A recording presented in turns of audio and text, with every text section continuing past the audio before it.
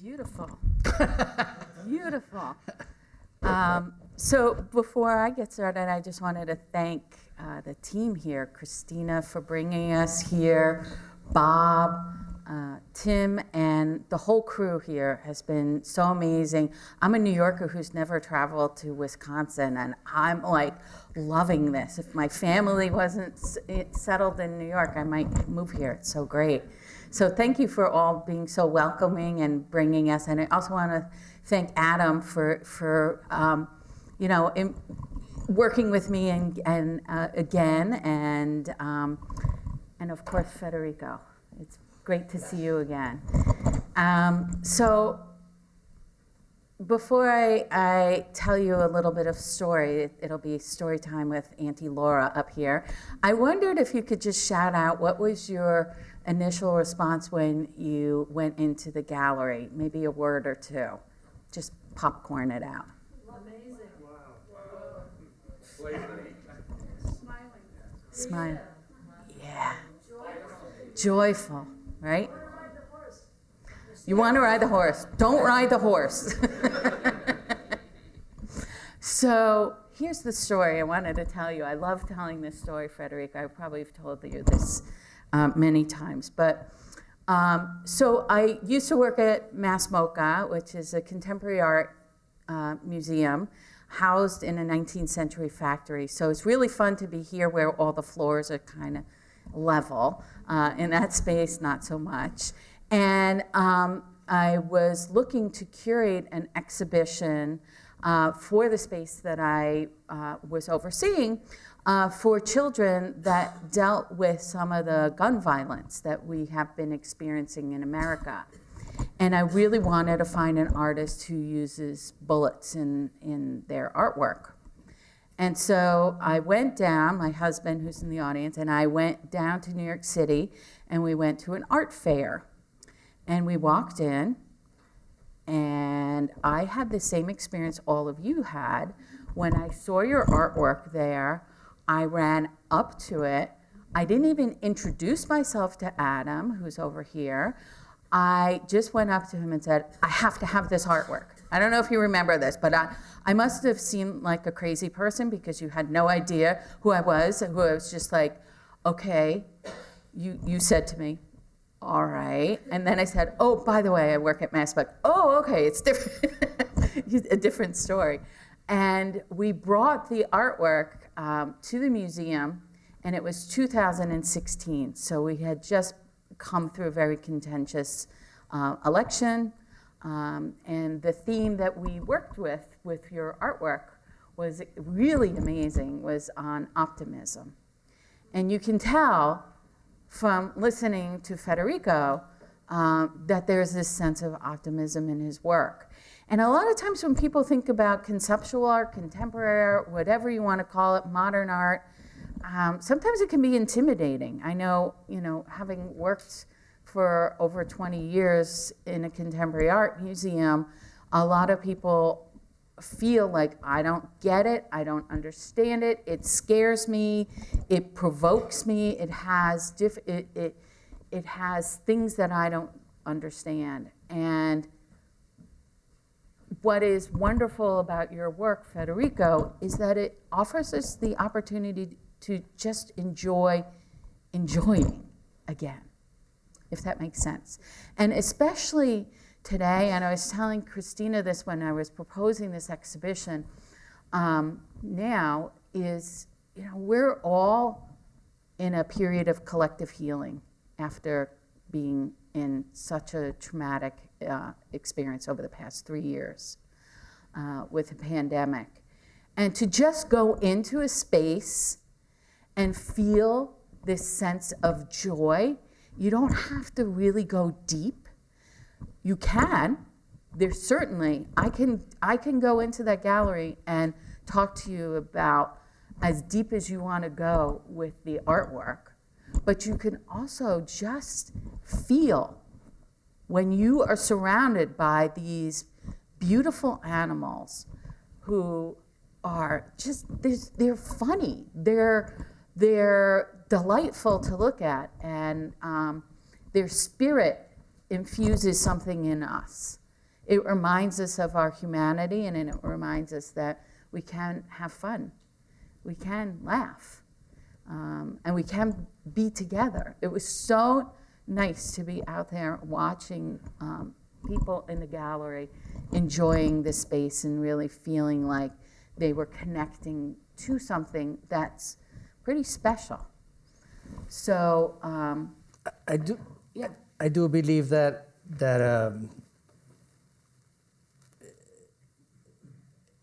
I do have this idea that it's important for me to create positive thinking. I do believe that it's as if it was my moral duty somewhere in my heart. I do my best to protect my knowledge. I listen to books. I'm obsessed with movies, but I try not to watch or not to read things that are giving me anguish that I could later on transmit to other people. I do my best to protect my intellect and learn from other artists that create with the intention of beauty, and cinematographers that create the intention of beauty. I'm not a very good witness of museums. Most of the time I don't understand any of it. I like classical paintings. I like Renaissance and I like classical paintings mostly, and I go to museums that have that. I don't go much to the contemporary art museums, and I don't go to art fairs, and I don't read any magazines. None of it. I because I don't understand, and because I don't think that depth has to be always related to pain. I think that there is knowledge on joy, and there is a part of us that is important to give.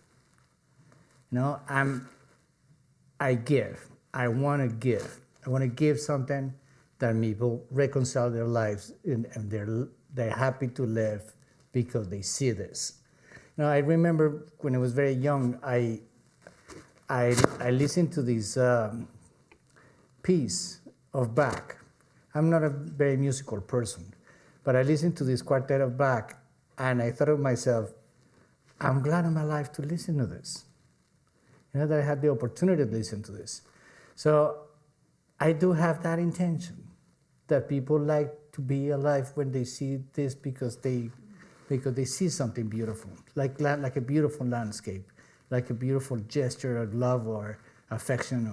I think that it's a reconciliation with who we are, like really as people, like humans. So I like the idea of creating good memories for people. I believe that people that come to these shows with their friends or their families and share this moment of joy, they create more love and this memory that stick on their heads, on their hearts. So I hope I do it. I really do.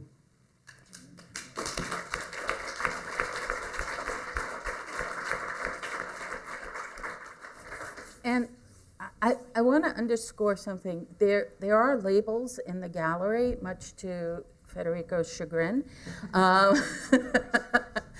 And it really is not intended, the exhibition is intended as a place for you to feel inspired and using the art as prompts, using them as ways in which maybe you can start thinking of ways in which you feel joy, where you experience those moments of peace, or where your family gets together, or your friends get together, or your favorite animal, something like that.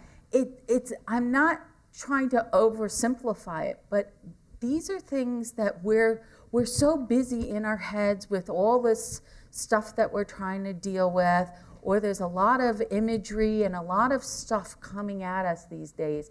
If we could take a moment to sort of pause that, go in and have an experience wherever it takes you. If you need to read the labels to have a little bit of more context, fine. There's also these other labels that I wrote. I'm a mindful practitioner, so I included some meditation practices that you can do, because we know that the majority of people spend about 10 seconds in front of a work of art. So I invite you to spend 60 seconds and see what that feels like, to spend some time really noticing how the object makes you feel. Like, how does it feel to look at this sheep who's looking up at you with this curious face, like, why are you looking at me? Or the dog, which is our favorite. Christina and I are in love with the dog with the made out of the suitcases. So just having a little bit of joy, that's really what we hope to have in the space. I do know that there are several questions that I get asked all the time, Federico, and probably you do. So can I ask you those, and then Sure. we'll open for questions? Sure. So the $1 million question that that people will ask is, why do you use bullets in your artwork? At the beginning, I was thinking that I was making a statement about hunting, about the idea of hunting as a sport that I didn't really understand. I never experienced in Colombia hunting as a sport. I never met anybody that hunted as a sport. But after I did that, I started working with bullets, and I grew up in Colombia. Colombia is a country that had been on war through all my life. I don't remember any moment of my life where the war wasn't there. So it started, I painted some landscapes that once the landscape was painted, it started looking like a minefield to me. And so the statement became a statement about the killing of innocents. And innocence is everybody. Everybody's an innocent. Every soldier is innocent. Every victim is innocent. Every person that is killed is an innocent man, even if he's a bad man. So it, unfortunately or fortunately, it became a statement about the death of innocents more than a statement about hunting. And it's a tender part of my heart to talk about it. I have family members that have been victims of this war. I have friends, I have relatives, I have personal experiences on this. And it's very challenging to me, the idea of creating objects with this object that is emotionally attached to my personal history. So I want other people to see it in a different way. I hope they don't read the word. Great. And then I think you answered the second question, which was, growing up in Colombia, how this influenced your artwork. But can you speak more about the whole idea of transforming objects into something else? I spent a very big part of my life in farms, and we didn't have toys that were made by companies. We had toys that we made ourselves. And my grandfather helped me, and we made caves, and we made birds with leaves, and we made things. My brothers and I and my cousins, we're a very big family, and we did things. So, and I always had this thing on my head that I saw things in a different way, like playing with clouds. Every kid or every person play with clouds and say, "Oh, it looked like an elephant. It looked like a turtle flying." Okay, I do that 24/7. 24/7. Everything I see. I want to do objects with cars. I want to do objects with planes. I want to do objects with everything because I see these forms that are other things in there all the time. I can't control it. It's not even that I'm trained on it. It's just I was born with this condition. And I do want to say something else about the way I work. This everything I do is made with screws, needles, or nails, and I do believe that whatever part is angry on my heart because of whatever life traumas I have had, or being born in Colombia, or had a dysfunctional family, or whatever I was, I spend this anger in this way. I manufacture this. I want to create beautiful objects, but I live this testimony of that everything is screwed and nailed, and you have this aggressiveness to it in the way it's done. And I don't want people to read that, but at the same time, I leave all the screws visible. I will leave all the way. This is the way these things are done, so people can see that it's done this way. And at the same time, they're all very long time consuming objects. So I also want people to see that I love what I do. And I want people to see that I spend hours and hours and hours on end doing this because I love what I do. Thank you.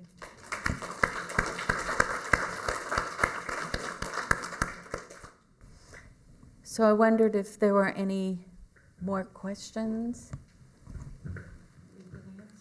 Please.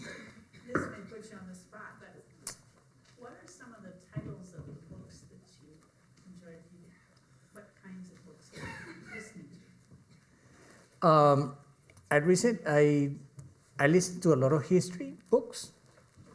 Some of them historical fiction, but I like Paul Auster.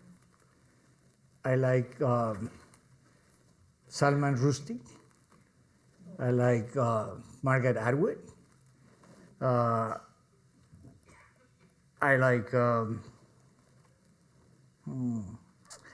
some writers that are Mexican and Latin American writers, contemporary Mexican American writers. I like Dostoevsky, even though he's painful. I like Tolstoy because there is some part of Tolstoy's heart was optimistic. I like I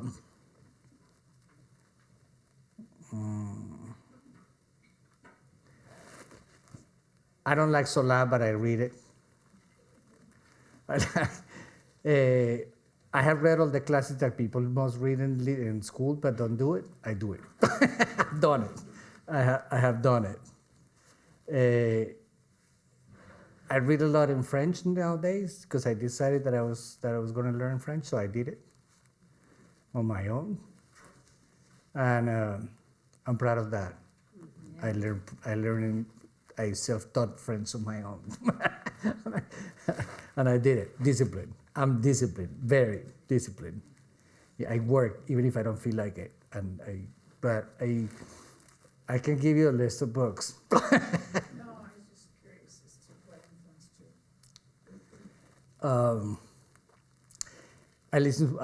I like Murakami, the Japanese writer, a lot.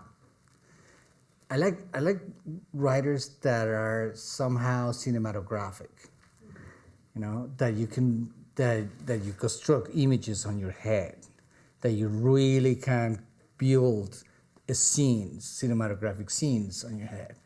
I don't understand philosophy at all because I can't see it.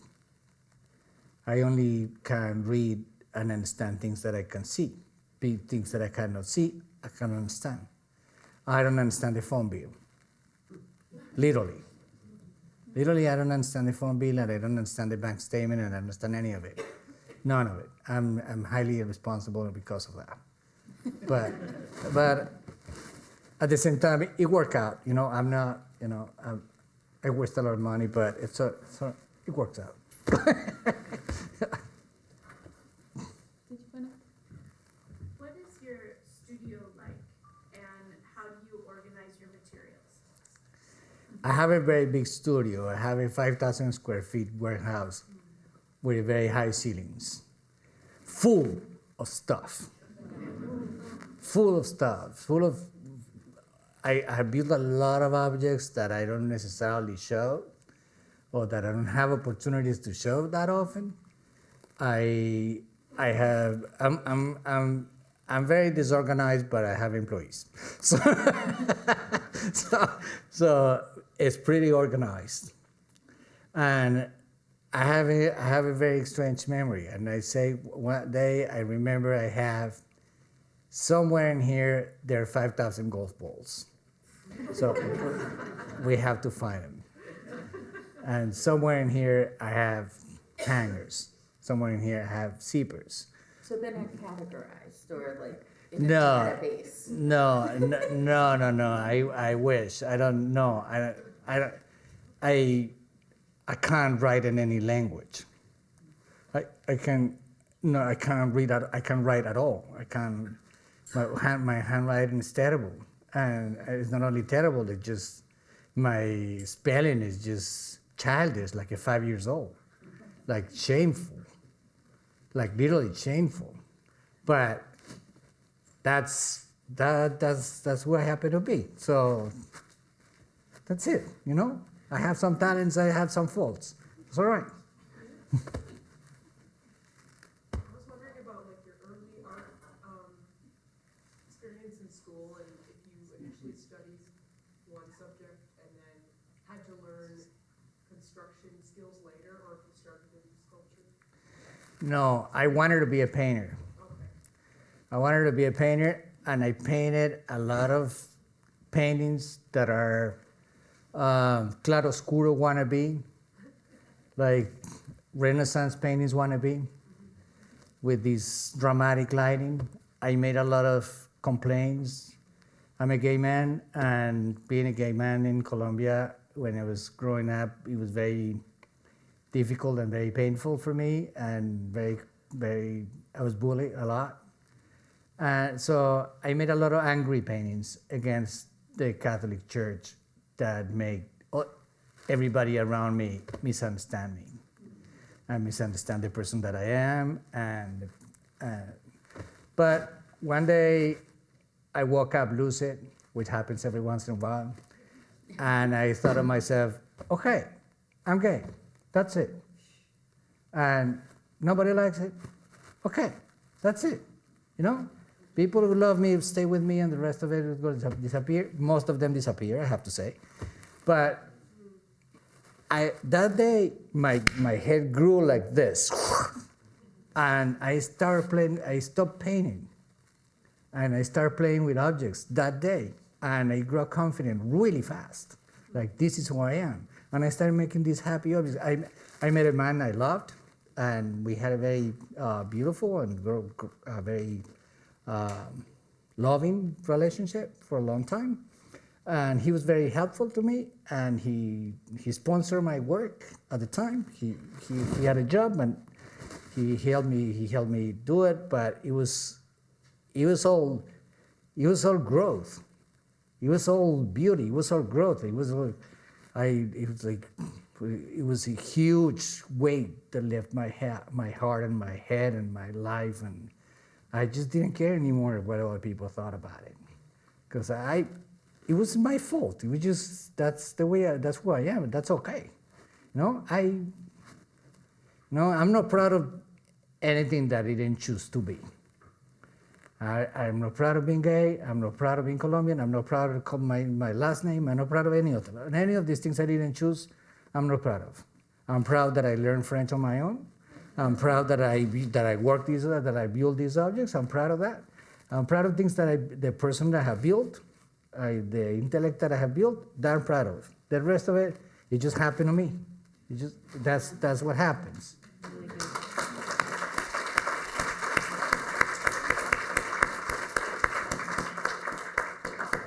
So finishing the answer to the question, the skill of building this, I have to learn it on my own, by myself, because I wanted to be a painter.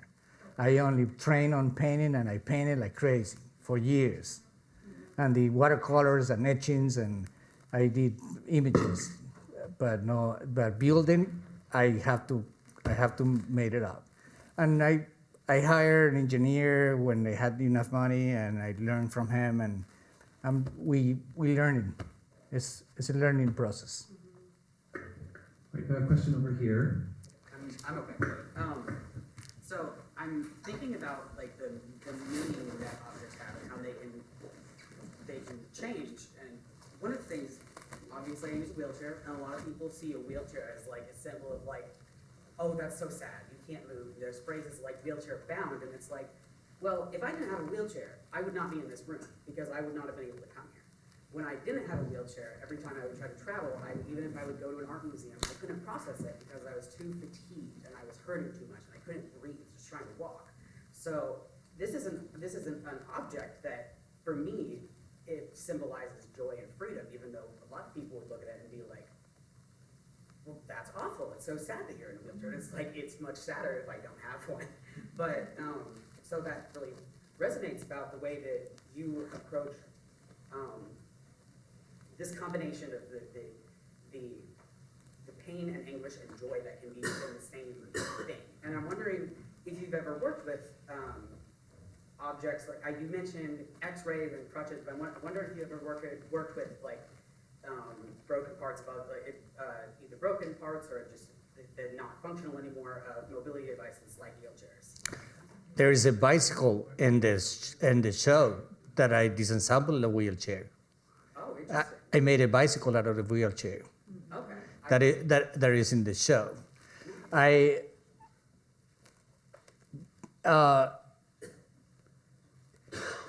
think that we choose our own dramas. I do believe that everybody has something in their own lives that could call dramatic or traumatic, and you can choose to give power to this trauma, or you can choose to use it on your benefit and to live with it. So I don't believe that there are traumas per se. There are a lot of people that have had horrible experiences, and in spite of that, create things and give love to other people and give joy to other people because they like, despite whatever have happened to them, they are alive and they like the idea of being alive. So it's a choice. Joy is a choice. And sadness shows that, when I interview people that want to work with me, I always ask them in the interview, do you complain? And because I can't live with people that complain. Because that's, you don't tell me how it's not going to work. Tell me how it's going to work. How can we make it work? How can we not make it work? When my employees say, no, this cannot be done, say, don't say that. Just say how it can be done, not how it cannot be done. So it's always a way to do how can it be done? How can everything be done? How can you move? How can you, whatever you need to do. Can I just say, I really appreciate your statement. That was really beautiful, and I appreciate you sharing it. Some other questions? I was wondering about your paintings and if they're on view anywhere that we can see them. The gallery is producing a book now that is called Personal, and it's my life story. So it has these painful paintings, and it has sculptures, and it has who I am today and who I was in that moment, and yes, you will be able to see it in that book. Are there any materials you've been dreaming about using lately that you haven't, or things you've tried that you're still, I would love to do art on public places. So I dream of using cars, boats, planes, these objects that we use every day, and they're huge. And I already see some shapes that are very, very useful to me. But I have to have a place to put it, and I have to have the money to build it. So, which I don't have any of those two. I like the second half also of that question, which was there any material that was not successful? Golf balls are really hard. I couldn't work with golf balls. That was just impossible. That was just impossible. And I do have works. I do have objects that I just couldn't get it. But I leave them in my studio because one day I will have lose it, and I will know. Tell me. You mentioned, people donate, shoestrings and the wire, and you got pianos. I can see, I can understand that, but where did you come up with all the bullet casings? From one manufacturer? No, I buy them in a recycling place. I found a place in Miami that pick them up on shooting ranges and have some connections with the police or something. And I buy them by weight. They clean it and they sell the metal to China.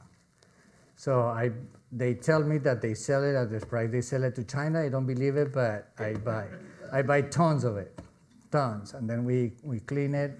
We clean the dust and then we process it. Any other question, amigos? Have you been to Dr. Evermore's space by the Nichols? He's a sculptor, person that makes sculptures, right? I don't know if he's still alive. Here? Here? Yeah, in Wisconsin. Oh. It's like 40 minutes from here.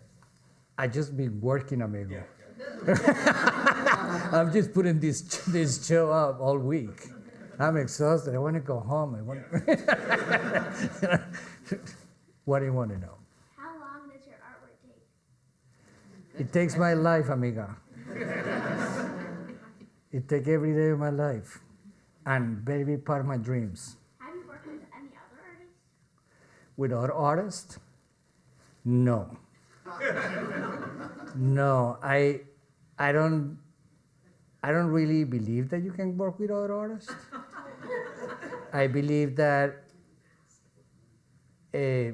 it's not only the ego part of the story, which is huge, but it's also that each has its own aesthetics, When you build something, there is something on you're trying to find this sense of harmony and rhythm, and that it belongs only to you, to your story, to your aesthetics, to your culture, to the way you were born.